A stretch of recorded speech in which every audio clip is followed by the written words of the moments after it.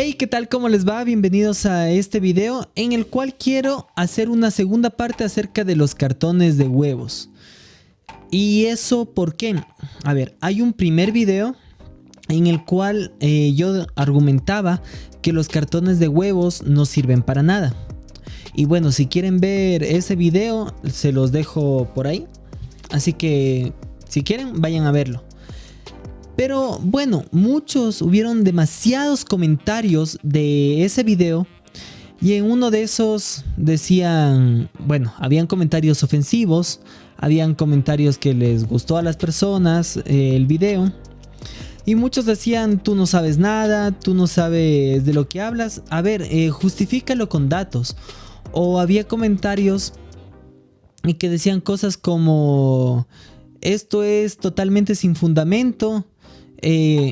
O por ejemplo, yo grabé en un estudio que estaba lleno de cartones de huevos y sonaba increíble. Y esto me deja varias incógnitas en el aire. Pero bueno, específicamente el día de hoy les quiero hablar de por qué un cartón de huevos no les va a servir como un absorbente acústico. Tampoco les va a servir como un aislante acústico, y eso ya lo hablaré en otro video. Pero el día de hoy les quiero hablar más en específico de por qué no sirven como un absorbente acústico. Si bien ya como he hablado en otras ocasiones, si hablamos de absorbentes del tipo poroso, que es más o menos lo que quisiéramos emular en este caso, son superficies que, valga la redundancia, tienen una cierta porosidad. Entonces les voy a leer un fragmento de un libro que se llama Ingeniería Acústica, para que vean que no es algo que me lo estoy inventando yo o que lo digo sin fundamentos, sino que textualmente dice: para producir absorción acústica frecuentemente se utilizan materiales porosos o fibrosos compuestos de muchas fibras o celdas, por ejemplo, lana mineral, lana de vidrio, fibra de coco, fieltro, viruta de madera o espumas de poros abiertos. La característica esencial de estos materiales consiste en que ponen una cierta resistencia, ojo, ponen una cierta resistencia frente al flujo de aire a través de las celdas o poros.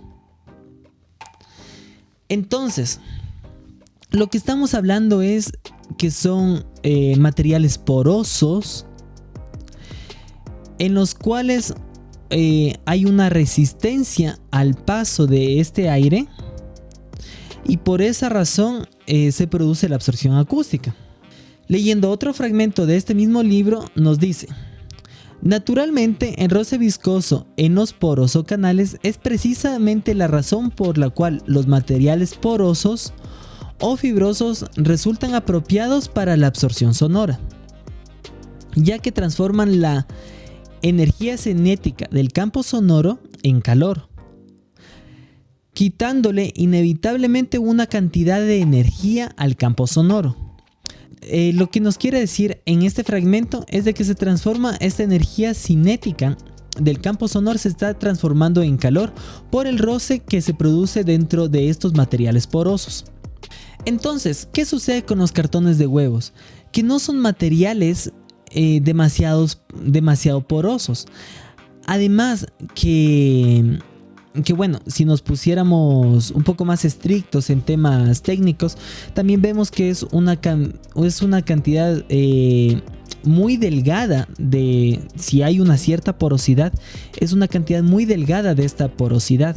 Ahora, sabemos que para conseguir una cierta absorción sonora con un material poroso necesitamos un determinado grosor del material, y si quisiéramos lograr absorber una frecuencia más grave, generalmente lo que necesitamos es mayor cantidad del material, o sea, capas mucho más gruesas, razón por la cual los absorbentes del tipo poroso generalmente no resultan prácticos para la absorción en bajas frecuencias, y por lo cual he hablado mucho acerca de resonadores como los resonadores de Helmholtz,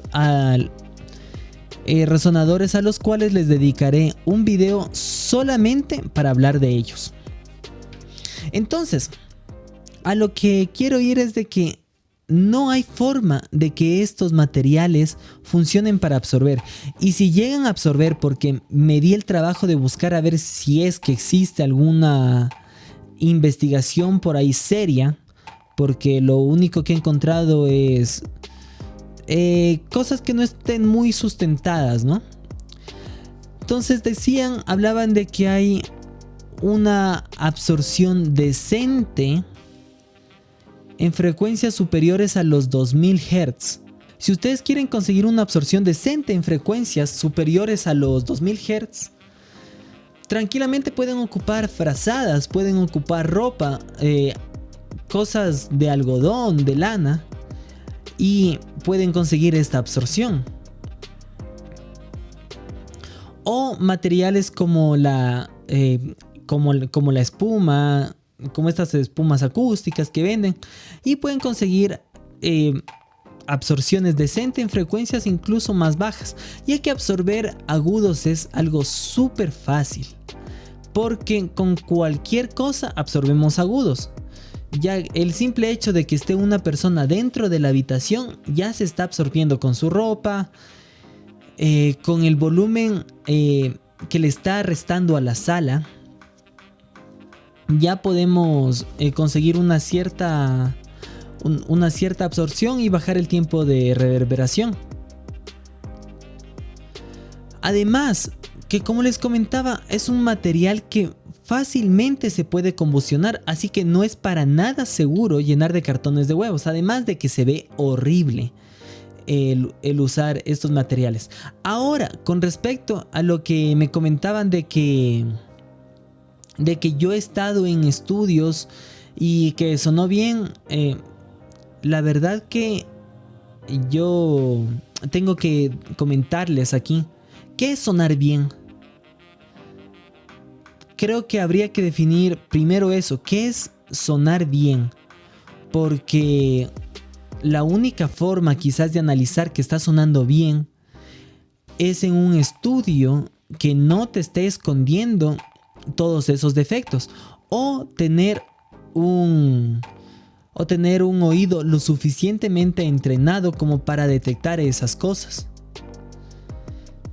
¿Por qué les digo? Porque he escuchado en el momento que he realizado mix coaching, he escuchado grabaciones que me han mandado en donde generalmente la voz, que son cosas que están grabadas, porque los otros instrumentos generalmente están hechos por computadora o por línea, y escucho que la voz tiene demasiados problemas, y esos problemas no son del cantante, no son del micrófono, y no son problemas de ecualización, de compresión, de mezcla, sino son problemas de la sala, porque esos problemas se llegan a escuchar.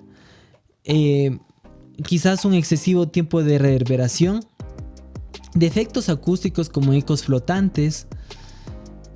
A veces se escucha, por ponerles un ejemplo, que la voz pareciera que está dentro de como de un tanque, y cosas como estas, y se llegan a escuchar, pero cuando lo escuchamos, cuando estamos en un lugar acondicionado, controlado y bajo una escucha crítica. Y es la razón por la cual muchas personas dicen, ah no, suena increíble. No les digo de que la composición, de que el talento del artista sea increíble y que haga que suene increíble. Sí, porque hay muchas producciones que técnicamente suenan mal, pero muchas personas dicen, wow, eso suena increíble todo, porque el artista obviamente tenía demasiado talento, o el ingeniero, el productor tenían demasiado talento. Listo. Eso es una cosa, pero eso no me lo quieran mezclar con que van a conseguir una buena acústica llenando de cubetas de huevos y haciendo las cosas simplemente por hacerlas. Y sin más, no se olviden de suscribirse al canal, dejen un comentario. Vean simplemente si no les parece o si creen que pueden aportar algo, excelente, díganmelo. Que la verdad que con estos comentarios todos aprendemos. Nos vemos en una próxima. ¡Saludos!